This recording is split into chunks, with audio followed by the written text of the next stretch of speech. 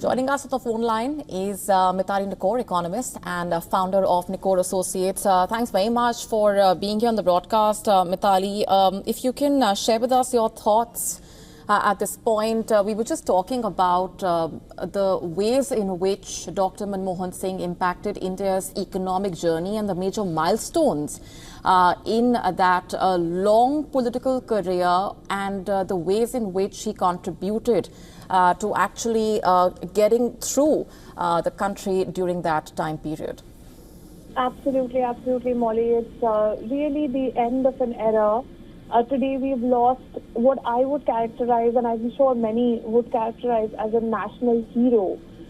It's very less often that we see, technocrats actually get the limelight. It's not very often that we see an economist, in the forefront of media headlines and newspapers because, as economists, we generally work behind the scenes.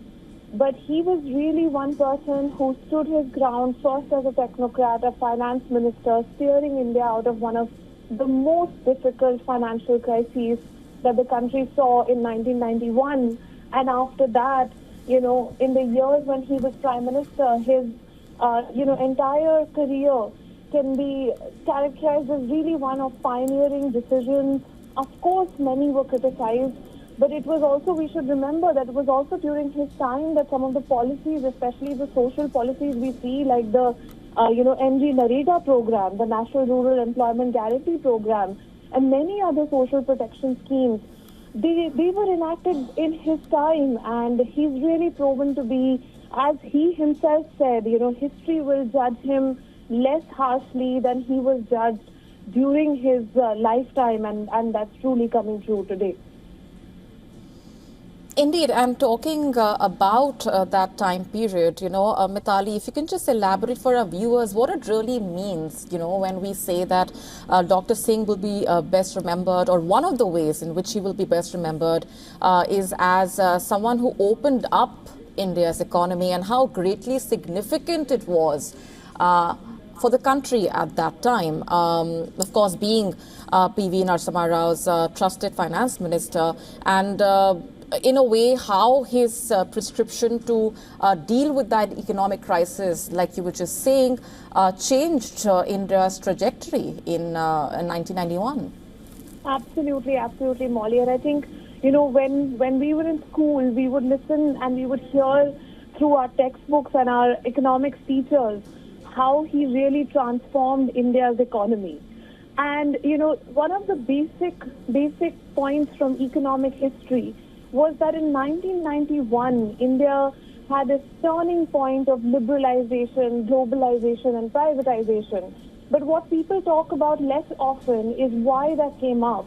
And that came up because at that time, India was struggling for funds. India was negotiating with the International Monetary Fund and the World Bank and various other international donors in global financial markets to bank on India and to invest in India. But, the policies that India had been following for the previous 2 decades, which really curbed privatization and went ahead with nationalization of banks and other private sector entities, were creating this sort of tension amongst international donors to say, can we really bet on India's economy? It was at that time where Dr. Manmohan Singh came forward and said, it is time for India's economy to adopt a set of recommended reforms that were coming from these international organizations. He stood as a champion in front of the parliament to argue for these reforms. And he also stood as a champion for India in front of these international organizations to assure them that the reforms would go through. And he himself, along with, of course, a very illustrious team, including Dr. Montek Singh Ahluwalia, was really the architect of these reforms. And I would say that today, the shape that India's economy has taken is because of Dr. Manmohan Singh's efforts and what he created, in that time. So it's really something that we all, can give credit to, to his efforts. Indeed, and this is, of course, just one part of the many ways in which he impacted the country's economic journey. Of course, before he became finance minister in 1991, at the age of 58, he had held every top economic job in the country in a way. The chief economic advisor, the deputy chairman of the Planning Commission, Reserve Bank of India governor, and the Union Finance Secretary. That also speaks volume about the kind of ways in which Dr. Singh contributed to the country's economic journey. And just to, Mithali, take our viewers back to the year 2010 as well, where talking about how he represented the country at several global platforms. Former U.S. President Barack Obama also on the sidelines of the G20 summit had praised Dr. Singh's deep knowledge, saying that when the Prime Minister speaks, people listen. How important was it for what Dr. Singh did for India at the global stage back then? Absolutely, Molly. I mean, at that time in 2010, in 2008, in fact, we should go back to 2008 because the global financial crisis was unfolding and Dr. Manmohan Singh was tasked with leading our economy through the global financial crisis. And if we can all recall that time, I mean, far back, we often used to wonder how did India escape so unhurt in many ways from the global financial crisis. And it was because of certain policy decisions that he took about the fact that, India has to insulate itself in certain sectors.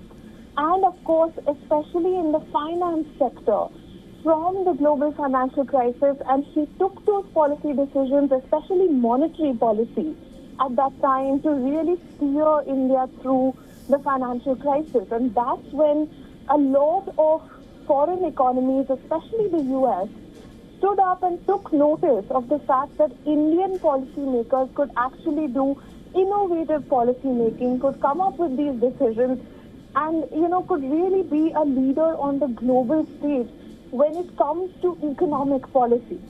And that was erstwhile unheard of, not thought of.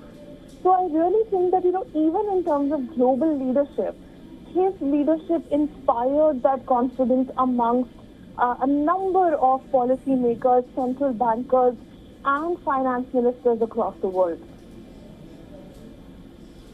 Right. Mithali, stay with me just for the benefit of our viewers who might be tuning in at this moment. We are bringing you the latest coming in from India, where the country has lost its former Prime Minister, Dr. Manmohan Singh.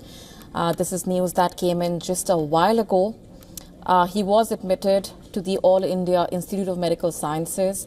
Tributes have been pouring in from across the political spectrum, of course, and not just from within India, but tributes pouring in from beyond as well. He passed away at the age of 92. Dr. Manmohan Singh served 2 consecutive terms as UPA Prime Minister from 2004 to 2014, and we were just discussing the many ways in which he greatly impacted India's journey, specifically speaking about his contributions to the country's economic journey as well.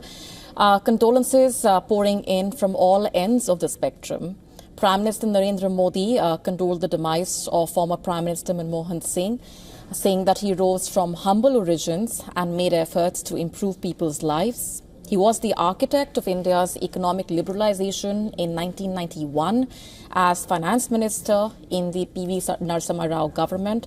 Dr. Singh's role as finance minister is, of course, regarded as a major turning point in India's economic history and journey, a major milestone, like we discussed, achieved in 1991 as well. He ushered in bold reforms, of course, putting the country on the growth trajectory. He was also the governor of the Reserve Bank of India from 1982 to 1985, where he focused on economic stabilization and financial regulation.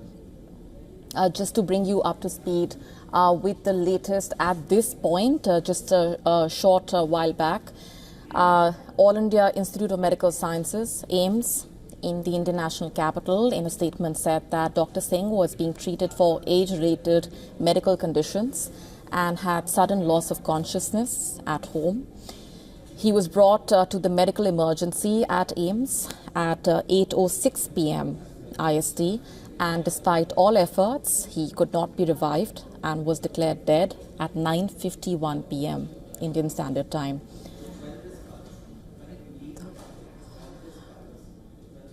Let's play out for you these reactions coming in. It's a very tragic development. All of us are in mourning. He was a great prime minister who served the nation as prime minister, finance minister. He was somebody who was a visionary, who did a great deal for the country. And we are all cancelling the very elaborate programs planned here and rushing back to Delhi, most of us. So I think it will be cancelled. I mean, it's not for me to announce. The government of Karnataka will announce. But for me, I have to get back now and see the... I think it's a huge loss for the country. And his contribution was immense, which can never be forgotten.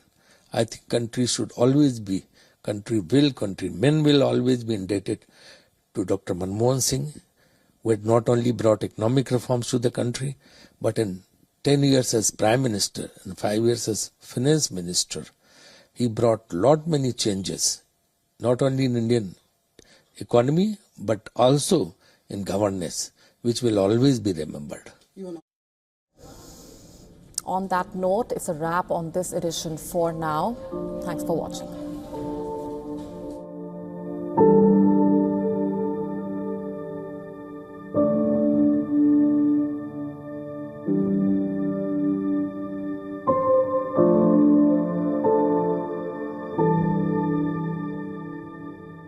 To stay up to speed with the latest news, download the WION app and subscribe to our YouTube channel.